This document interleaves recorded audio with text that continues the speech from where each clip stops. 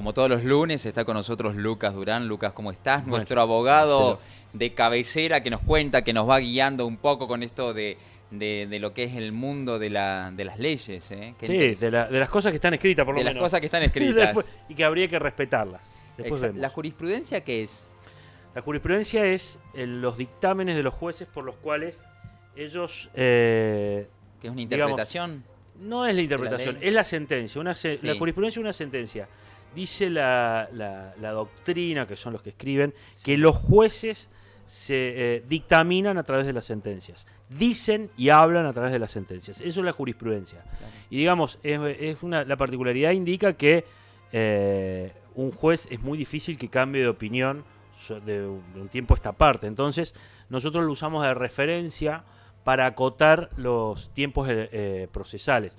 Por ejemplo, si el TCJ determina una cuestión, o el TCJ, el Tribunal Superior de Justicia, sobre, no sé, vamos a dar un ejemplo, sobre un caso laboral, como pasó hace un tiempo con la Corte Suprema respecto a los médicos, que cambió la jurisprudencia. Antes determinaban que los médicos existía relación de dependencia y después dijeron que no, si se daban algunas particularidades. Bueno, es un cambio jurisprudencial. Cuando se producen los cambios jurisprudenciales, digamos que se acota el camino y que se intenta seguir, que los jueces inferiores intentan seguir el mismo camino para no chocar el día de mañana con los superiores. Tal cual. Y cuando uno va a un juicio puede decir, sí, claro, basarse en esa jurisprudencia. A ver, la cadena, digamos, hay una pirámide que se habla de la pirámide kelseniana, que es la de Kelsen. Kelsen es el filósofo más importante del derecho, para algunos, de la modernidad, en el cual se estructura una pirámide que es, digamos, lo que hay que seguir. Primero lo que hay que seguir son las leyes. Dentro de las leyes, la Constitución Nacional, constituciones provinciales, cartas orgánicas. Entre medio están mechadas las leyes nacionales, leyes provinciales. Después habla de la jurisprudencia y la doctrina. Esos son, digamos, los órdenes que tendríamos que seguir los abogados, o que se tendría que seguir en general para postular una demanda y que a partir de ahí tenga éxito. No. Obviamente, si uno plantea una demanda y los argumentos son demasiado buenos, puede convencer al juez y puede hacer que la jurisprudencia cambie.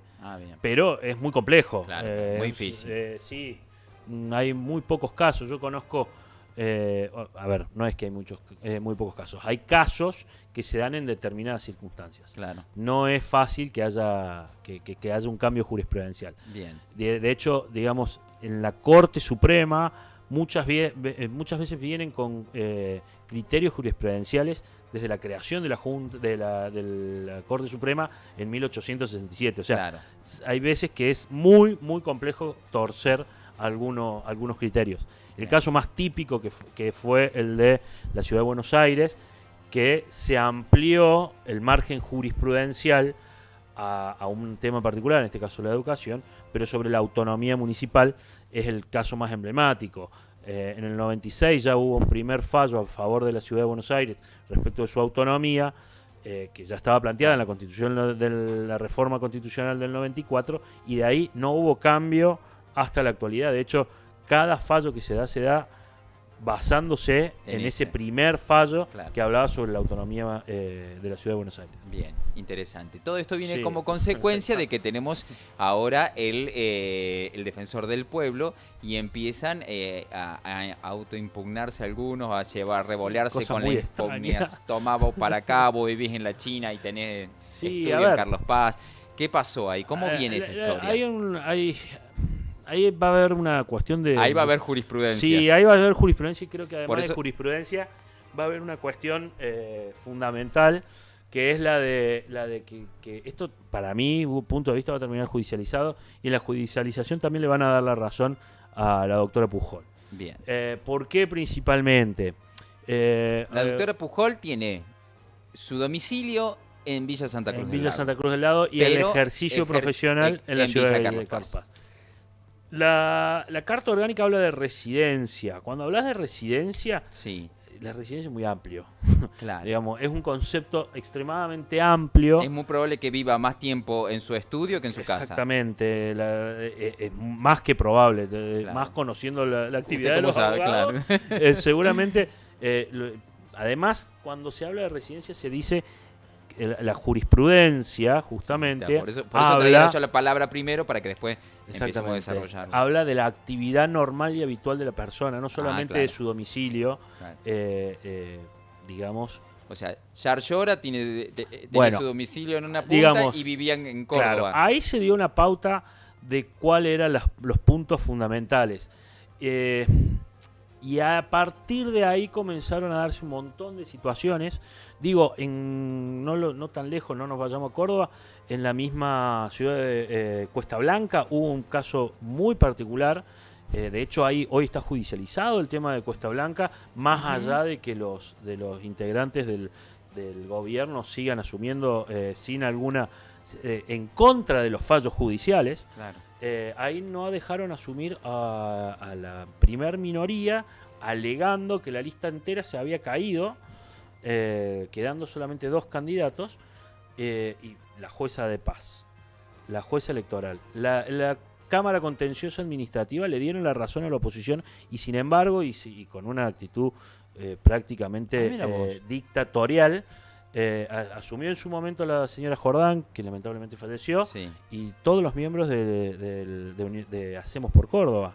Claro. Algo que es totalmente en contra de derecho y que no tiene justificación ni jurídica ni de ningún tipo. Pero bueno, estamos trabajando y estamos en la justicia intentando que se dé vuelta esta situación también. Claro. Pero acá, acaso de eso, traigo a colación de que tanto en ese caso como en el caso de el actual intendente Yarlora, se dieron particularidades en los fallos, en los cuales se abrió el abanico, el panorama se abrió de tal forma, en la cual dieron una especie de margen amplio, para decirlo de esa forma, a lo que era la residencia o el requisito de la residencia en la ciudad.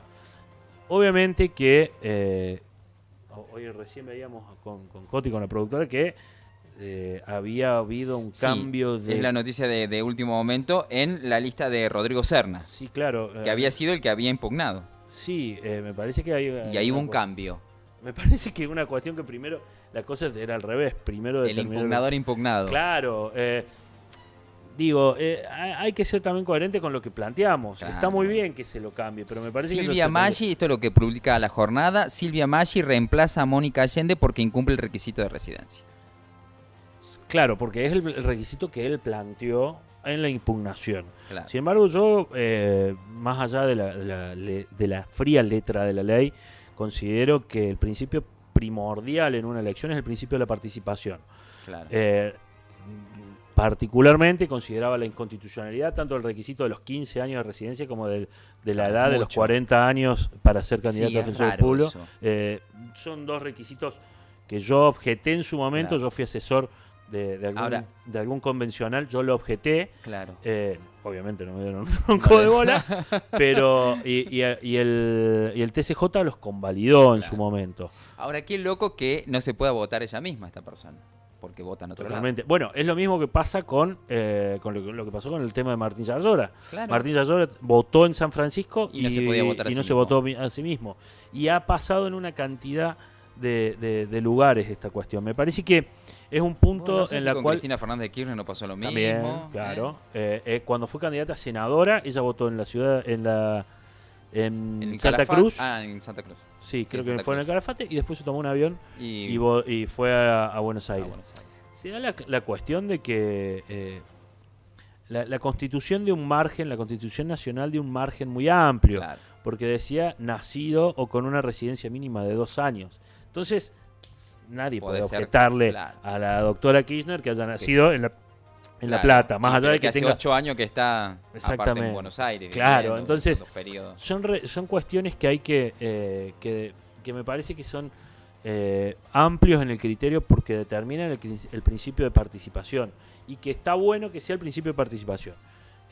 Creo que hay que modificar la ley, ¿no? Porque tampoco podemos... Está complicada la carta orgánica, en este país, hay que modificar un montón. Yo creo que sí. Bueno, es otro tema que podríamos hablar en algún momento. Creo que la carta orgánica municipal ha tenido un efecto. El efecto que tuvo fue muy bueno en su momento. Tal cual. Pero han pasado la cantidad de años suficientes como para poder reajustarla a un sistema... El problema es que reajustarla cuesta un dinero importante. Yo no sé, no creo que sea tanto la cuestión de dinero. Acá ¿no? hay que diferenciar. Convencional. Porque yo tengo una pauta de lo que sale. A ver, te doy el ejemplo. Sí. La reforma de la Constitución de la provincia de Córdoba duró una semana. Sí. Fue un desastre y todos estamos teniendo las consecuencias de esa reforma que duró una semana. Era para pasar a ser un sistema bicameral a un sistema unicameral. Alegaron que era una cuestión económica, se alegó que eran cuestiones de funcionamiento. Era para que pase a ser una escribanía como lo es hoy. Claro. Dejó de ser un sistema bicameral en el cual la cuestión legal atravesaba una cuestión federal en la provincia de Córdoba, porque teníamos senadores departamentales que determinaban y muchas veces equilibraban las causas, y el ahorro que se hizo fue un 3% de lo que gastaba la legislatura, o sea, ni siquiera el presupuesto general. Entonces, cuando se habla de gasto público, exceso de gasto público, claro, hay que tenerlo en un panorama muy, muy particular. Claro. Muy particular. Una convención, más allá de que puede llegar a salir algún margen de dinero, seguramente va a estabilizar algunas cuestiones que son netamente necesarias. Las leyes están para cumplirse y no podemos tener estos marcos normativos totalmente desactualizados en la norma general. Sí. A mí me raro. No sé qué. No tiene sentido. Hoy vamos a los hacer 40 años es ilógico. El defensor del pueblo elegido por voto popular no tiene sentido. Claro, exacto. Y el dinero que se gana tampoco. No, mucho más allá del dinero. Hay cuestiones paralelas también que no pueden. A ver, que son de cumplimiento imposible. La Carta Orgánica tenía algunas estructuras muy interesantes. El ERCEP, el CEPUA, determinadas cosas que hasta hoy siguen funcionando, claro, algunas que funcionan y que funcionan bien. Lo del CEPUA es muy interesante. Muy interesante. Muy interesante porque la ciudad discute qué tipo de planeamiento queremos en la ciudad.